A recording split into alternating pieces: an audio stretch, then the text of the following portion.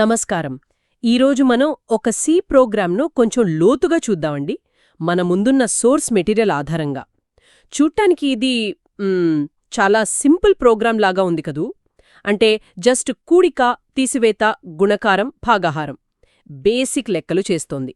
కానీ ప్రోగ్రామింగ్లో కొన్ని ముఖ్యమైన విషయాలు అర్థం చేసుకోవడానికి ఇది భలే అవకాశం అనిపిస్తోంది. ముఖ్యంగా ఈ ప్రోగ్రామ్ ఇన్పుట్ ఎలా తీసుకుంటుంది, లెక్కలెలా చేస్తుంది, రిజల్ట్స్ ఎలా చూపిస్తుంది, అంతేకాకుండా సున్నాతో భాగిస్తే ఏమవుతుంది లాంటి స్పెషల్ కేసులను ఎలా హ్యాండిల్ చేస్తుందో వివరంగా మాట్లాడుకుందాం. సరే, దీని విశ్లేషణలకు వెళ్దామా? తప్పకుండా. ఇలాంటి సింపుల్ ప్రోగ్రామ్స్లే నిజానికి ప్రోగ్రామింగ్ బేసిక్స్ను స్ట్రాంగ్ చేస్తాయి. యూజర్ దగ్గర్నుంచి డేటా తీసుకోవడం, దాన్ని ప్రాసెస్ చేయడం, తర్వాత అర్థమయ్యేలా అవుట్పుట్ ఇవ్వడం, ఇంకా ముఖ్యంగా ప్రోగ్రామ్ మధ్యలో ఆగిపోకుండా, తప్పు రిజల్ట్స్ ఇవ్వకుండా ముందే ఊహించి జాగ్రత్త పడటం, ఇవన్నీ ఇందులో కనిపిస్తాయి. ముందుగా ఈ ప్రోగ్రామ్ టైటిల్ చూద్దాం. మెటీరియల్లో చెప్పినట్టు దీని పేరు సి ప్రోగ్రామ్, అంకగణిత కార్యకలాపాలు. పేర్లోనే ఉంది కదా. మెయిన్ గోల్స్ ఏంటంటే 4 బేసిక్ ఆపరేషన్స్: కూడిక, తీసివేత, గుణకారం మరియు భాగాహారం. అయితే కేవలం లెక్కలు చేయడమే కాదు, భాగాహారం విషయంలో ఒక స్పెషల్ కేర్ తీసుకుంటుంది. అదే సున్నాతో భాగాహారాన్ని గుర్తించి దాన్ని ఒక ఎర్రర్గా కరెక్ట్గా చెప్పడం. ఇది ఇంపార్టెంట్ అనిపిస్తుంది నాకు. అవునవును, ఆ జీరో డివిజన్ హ్యాండ్లింగ్ ఈ ప్రోగ్రాంలో ఒక కీలకమైన పాయింట్. కానీ అక్కడికి వెళ్లే ముందు అసలు ప్రోగ్రామ్ స్ట్రక్చర్ ఎలా ఉందో ఒకసారి పైపైన చూద్దాం. సరే, కోడ్లోకి వెళ్దాం. First line #include stdio.h. ఇది చాలా సి ప్రోగ్రామ్స్లో కామన్గా కనిపిస్తుంది. అంటే స్టాండర్డ్ ఇన్పుట్ అవుట్పుట్ లైబ్రరీని మన ప్రోగ్రాంలో వాడుకోవడానికి కదా. అవునండి, ఖచ్చితంగా. stdio.h అంటే స్టాండర్డ్ ఇన్పుట్ అవుట్పుట్ హెడర్ అన్నమాట. దీన్ని ఇంక్లూడ్ చేయడం వల్ల మనం ప్రింట్ఎఫ్ స్క్రీన్ మీద ప్రింట్ చేయడానికి, మరియు స్కాన్ఎఫ్ కీబోర్డ్ నుంచి ఇన్పుట్ చదవడానికి ఇలాంటి రెడీమేడ్ ఫంక్షన్స్ని వాడుకోగలుగుతాం. ఇవి సి లాంగ్వేజ్లో బిల్టిన్గా ఉండవు, లైబ్రరీ నుంచి వస్తాయి. ఓకే. ఇది బేసిక్గా కోడ్ రీయూస్కి ఒక ఎగ్జాంపుల్.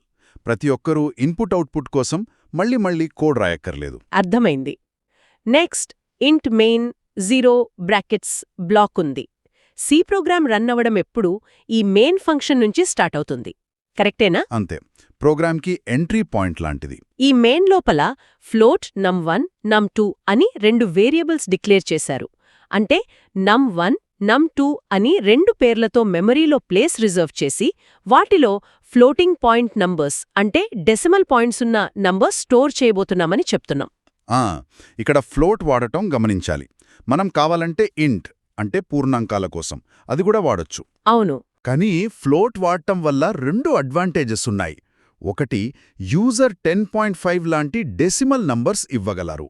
2, క్యాలిక్యులేషన్ రిజల్ట్ డెసిమల్స్లో వచ్చిన, ఉదాహరణకి 52 చేస్తే 2.5 కదా, దాన్ని కరెక్ట్గా స్టోర్ చేసి చూపించగలం. అదే ఇంట్ వాడితే 52 రిజల్ట్ 2 అనే వస్తుంది, ఆ 0.5 పోతుంది. సో ఫ్లోట్ వాడకం ఈ ప్రోగ్రామ్ యాక్యురసీని, ఫ్లెక్సిబిలిటీని పెంచుతుందన్నమాట. అంటే ఫ్లోట్ వాడితే ప్రోగ్రామ్ కొంచెం ఫ్లెక్సిబుల్గా ఉంటుందన్నమాట. మరి ఫ్లోట్కి బదులు డబుల్ కూడా వాడొచ్చు కదా, విని ఉంటాను. ఆ రెండిటికి తేడా ఏంటి?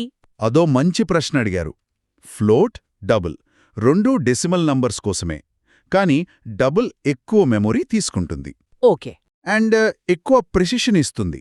అంటే ఎక్కువ డెసిమల్ ప్లేసెస్ని కరెక్ట్గా స్టోర్ చేయగలదు. ఈ చిన్న ప్రోగ్రామ్కి ఫ్లోట్ సరిపోతుంది.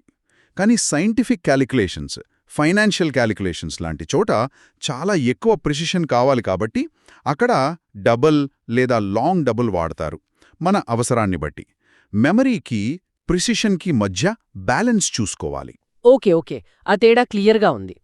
తర్వాత ప్రోగ్రామ్ యూజర్ నుంచి ఇన్పుట్ తీసుకునే పార్ట్కొద్దాం.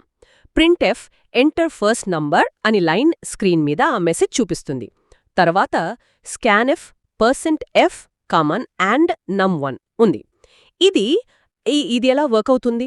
సింపుల్గా చెప్పాలంటే ప్రింట్ఎఫ్ పని జస్ట్ చూపించడం, అసలు ఇన్పుట్ తీసుకునే పని స్కాన్ఎఫ్ చేస్తుంది. ఇందులో %f ఉంది కదా, అది ఫార్మాట్ స్పెసిఫైయర్. అంటే స్కాన్ఎఫ్కి ఒక ఫ్లోటింగ్ పాయింట్ నంబర్ని ఎక్స్పెక్ట్ చెయ్యి అని చెప్తుంది. ఆ తర్వాత అండ్ num1. ఇది చాలా ఇంపార్టెంట్. ఎందుకు? అండ్ ఎందుకు? అంటే వేరియబుల్ పేరు.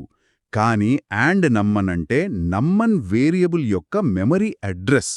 అంటే దాని ఇల్లు ఎక్కడుందో చెప్పడం లాంటిది. ఈ అడ్రస్ని స్కానఫ్కిస్తేనే అది యూజర్ ఎంటర్ చేసిన వాల్యూని కరెక్ట్గా ఆ లొకేషన్లో పెట్టగలదు. ఓ, పోల్చి చెప్పడం బాగుంది. అంటే అడ్రస్ ఇస్తున్నాం, వస్తువు పెట్టమని. అంతే. అండ్ లేకపోతే స్కానఫ్కి ఆ వాల్యూ ఎక్కడ పెట్టాలో తెలీదు, ప్రోగ్రామ్ క్రాష్ అవ్వచ్చు లేదా తప్పుగా పనిచేయొచ్చు. అండ్ ఇంపార్టెన్స్ ఇప్పుడు బాగా అర్థమైంది. సేమ్ ఇలాగే సెకండ్ నంబర్ num2 కోసం కూడా printf అండ్ scanf వాడారు. సో ప్రోగ్రామ్ ఫస్ట్ 2 నంబర్స్ని యూజర్ నుంచి కలెక్ట్ చేస్తుంది. అవును. ప్రోగ్రామ్కి కావాల్సిన ఇన్పుట్ డేటా 2 సంఖ్యలు తీసుకున్న తర్వాతే నెక్స్ట్ స్టెప్ అంటే క్యాలిక్యులేషన్స్కి వెళ్తుంది. రైట్. ఇప్పుడు క్యాలిక్యులేషన్స్ అండ్ రిజల్ట్స్ డిస్ప్లే చూద్దాం. printf line arithmetic operations results, తర్వాత printf మైనస్. ఈ లైన్స్ అవుట్పుట్ని కొంచెం నీట్గా, చదవడానికి ఈజీగా ఉండేలా ఫార్మాట్ చేస్తాయి. ఇది గుడ్ ప్రాక్టీస్ కదా? ఖచ్చితంగా. అవుట్పుట్ క్లియర్గా ఉండటం చాలా ముఖ్యం. ఆ తర్వాత ఎడిషన్, సబ్ట్రాక్షన్, మల్టిప్లికేషన్ కోసం వరుసగా printf స్టేట్మెంట్స్ ఉన్నాయి. ఫర్ ఎగ్జాంపుల్, ఎడిషన్కి printf %2f plus %2f equals %2f n1 n2 n1 plus n2. ఇక్కడ %fకి బదులు %2f వాడారు. ఏంటి దీని స్పెషాలిటీ? ఇది కూడా అవుట్పుట్ ఫార్మాటింగే.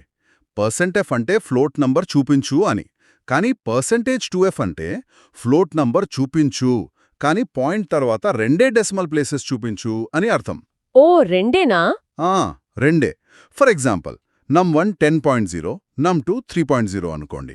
num1 num2 డివైడ్ చేస్తే సుమారు 3.33333 వస్తుంది కదా. అవును. దాన్ని %2fతో ప్రింట్ చేస్తే స్క్రీన్ మీద 3.33 అనే కనిపిస్తుంది. రిజల్ట్స్ నీట్గా, చదవడానికి ఈజీగా ఉంటాయి. ఇది జస్ట్ డిస్ప్లే కోసంతోయ్. లోపల వేరియబుల్లో ఫుల్ ప్రిసిషన్ ఉండొచ్చు. అంటే యూజర్కి అనవసరమైన డీటెయిల్స్ చూపించకుండా క్లియర్గా రిజల్ట్ చెప్పడానికి ఇది హెల్ప్ అవుతుంది. Math operations num1 plus num2, num1 into num2, num1 divided by num2 డైరెక్ట్గా ప్రింట్ఎఫ్లోనే రాసేశారు. కోడ్ కొంచెం సింపుల్గా ఉంటుంది కదా ఇలా? అవును.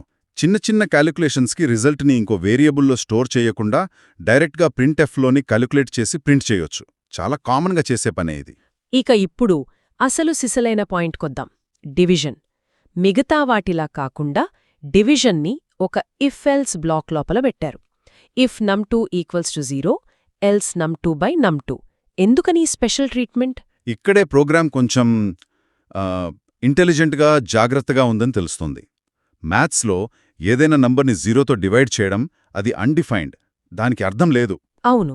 కంప్యూటర్స్లో ఇంటిజర్ నంబర్స్ని 0తో డివైడ్ చేయాలని ట్రై చేస్తే చాలా సిస్టమ్స్లో ప్రోగ్రామ్ అక్కడికక్కడే ఆగిపోతోంది. రన్ టైమ్ ఎర్రర్ వచ్చి క్రాష్ అవుతుంది. అరేరే. ఫ్లోటింగ్ పాయింట్ నంబర్స్ విషయంలో కొన్నిసార్లు ఇన్ఫినిటీ లేదా నాన్, నాట్ ఏ నంబర్ లాంటి స్పెషల్ వాల్యూస్ రావచ్చు. కానీ అది కూడా మనం నార్మల్గా ఎక్స్పెక్ట్ చేసే నెంబర్ కాదు. అది తర్వాత క్యాలిక్యులేషన్స్లో ప్రాబ్లమ్స్ క్రియేట్ చేయొచ్చు. ఓ, అంటే గుడ్డిగా num1 num2 అని రాసేస్తే యూజర్ పొరపాటున num2గా 0 ఇస్తే ప్రోగ్రామ్ క్రాష్ అవ్వచ్చు, లేదా ఏదో వింత రిజల్ట్ రావచ్చు. అందుకే ఈ ఇఫ్ చెక్ పెట్టారన్నమాట. Exactly. If of num2 not equals to 0 అనే కండిషన్ ఏం చేస్తుందంటే, ఒకవేళ num2 0కి ఈక్వల్ కాకపోతే అని చెక్ చేస్తుంది. డాట్ ఈక్వల్స్ టు అంటే నాట్ ఈక్వల్ టు. రైట్. ఈ కండిషన్ ట్రూ అయితేనే, అంటే num2 0 కాకపోతే అప్పుడు ఇఫ్ బ్లాక్ లోపలున్న printf %2f equals to %2f and num1 num2 line execute అవుతుంది. డివిజన్ చేసి రిజల్ట్ చూపిస్తుంది. మరి ఒకవేళ యూజర్ num2కి 0 ఎంటర్ చేస్తే అప్పుడు num2 not equals to 0 condition false అవుతుంది కదా? అవును. అప్పుడు ఇఫ్ బ్లాక్ స్కిప్ అయిపోతుంది. కంట్రోల్ ఎల్స్ బ్లాక్లోకి వెళ్తుంది. ఈ ప్రోగ్రాంలో ఎల్స్ బ్లాక్లో ఏముంది? printf %2f is equal to error division by 0 అని ఉంది. అంటే ప్రోగ్రామ్ డివిజన్ చేయడానికి ట్రై చేయదు, బదులుగా యూజర్కి ఎర్రర్ డివిజన్ బై 0 అని క్లియర్గా మెసేజ్ చూపిస్తుంది. దీన్నే గ్రేస్ఫుల్ ఎర్రర్ హ్యాండ్లింగ్ అంటారు. ప్రోగ్రామ్ క్రాష్ అవ్వలేదు, ఎందుకు డివిజన్ చేయలేదో యూజర్కి చెప్పింది. ఇది నిజంగా చాలా ఇంపార్టెంట్. అంటే ప్రోగ్రామ్ జస్ట్ వర్క్ అవడమే కాదు, ప్రాబ్లం వచ్చే ఛాన్స్ ఉన్నప్పుడు దాన్ని ముందుగానే పసిగట్టి కరెక్ట్గా రెస్పాండ్ అవ్వడం కూడా మంచి ప్రోగ్రామింగ్కి లక్షణం. ఉదాహరణకు యూజర్ 10, 5 ఇస్తే అన్ని కరెక్ట్గా వస్తాయి. Addition 15.00, subtraction 5.00, multiplication 50.00, division 2.00. అవును. అదే యూజర్ 10, 0 ఇస్తే ఆ కేసులో ఎడిషన్ 10.00, సబ్ట్రాక్షన్ 10.00, మల్టిప్లికేషన్ 0.00 వస్తాయి.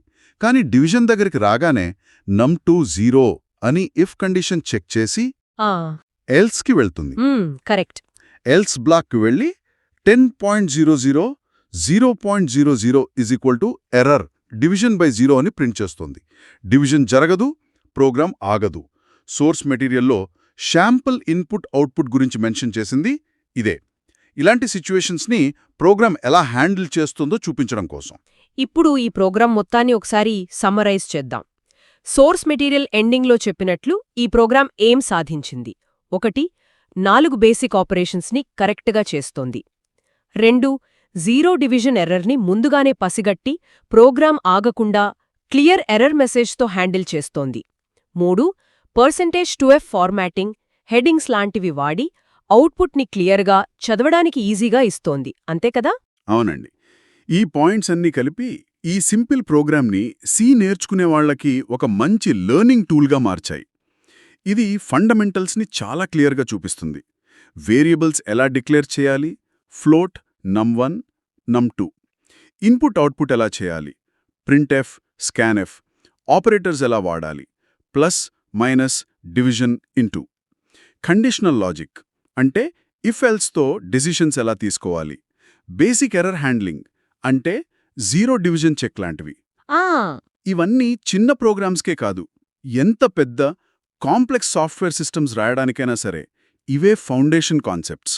సో ఈరోజు మనం ఈ సి అంకగణిత ప్రోగ్రామ్ను, దాని కోడ్ స్ట్రక్చర్, అది ఎలా పనిచేస్తుంది, ముఖ్యంగా ఎర్రర్స్ని ఎలా డీల్ చేస్తుంది అనే విషయాలని మన సోర్స్ మెటీరియల్ బేస్ చేసుకుని వివరంగా చూశాము. ఈ డిస్కషన్ని ముగించే ముందు ఒక చిన్న ఆలోచింపజేసే ప్రశ్న వేద్దాం. ఈ ప్రోగ్రామ్ 0 డివిజన్ని బాగా హ్యాండిల్ చేస్తుంది. అది ఒక న్యూమరికల్ ఎర్రర్.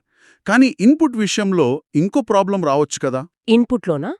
ఎలా? మనం స్కాన్ఎఫ్ %f వాడాం కదా, అది ఒక ఫ్లోటింగ్ పాయింట్ నంబర్ని ఎక్స్పెక్ట్ చేస్తుంది. ఒకవేళ యూజర్ నంబర్ బదులు పొరపాటున ABC ఇలాంటి అక్షరాలు ఎంటర్ చేస్తే, లేదా $$ లాంటి సింబల్స్ ఇస్తే అప్పుడేమవుతుంది? అవును కదా, నేనది ఆలోచించలేదు. అప్పుడేమవుతుంది? ఆ కేసులో %fకి మ్యాచ్ అయ్యే నంబర్ దొరకదు కాబట్టి స్కాన్ఎఫ్ ఫెయిల్ అవుతుంది. అది num1 లేదా num2 వేరియబుల్స్లో కరెక్ట్ వాల్యూ పెట్టదు. బహుశా వాటిలో పాత గార్బేజ్ వాల్యూస్ ఉండొచ్చు, లేదా 0 ఉండొచ్చు. అయ్యో. దానివల్ల తర్వాత జరిగే క్యాలిక్యులేషన్స్ అన్నీ పూర్తిగా తప్పు రావచ్చు. ప్రోగ్రామ్ మనం ఊహించని విధంగా బిహేవ్ చేయొచ్చు. ప్రస్తుతం ఈ ప్రోగ్రాంలో అలాంటి అంటే ఇన్వాలిడ్ నాన్ న్యూమరిక్ ఇన్పుట్ని గుర్తించడానికి గాని హ్యాండిల్ చేయడానికి గాని ఏమీ లేదు. అంటే 0 డివిజన్ ఒక్కటే కాదు, యూజర్ రాంగ్ టైప్ డేటా ఇస్తే కూడా ప్రాబ్లమ్స్ వస్తాయన్నమాట. ఖచ్చితంగా. దీన్నే ఇన్పుట్ వాలిడేషన్ అంటారు. అంటే యూజర్ ఇచ్చిన ఇన్పుట్ మనమనుకున్న ఫార్మాట్లో, రేంజ్లో ఉందో లేదో చెక్ చేయడం.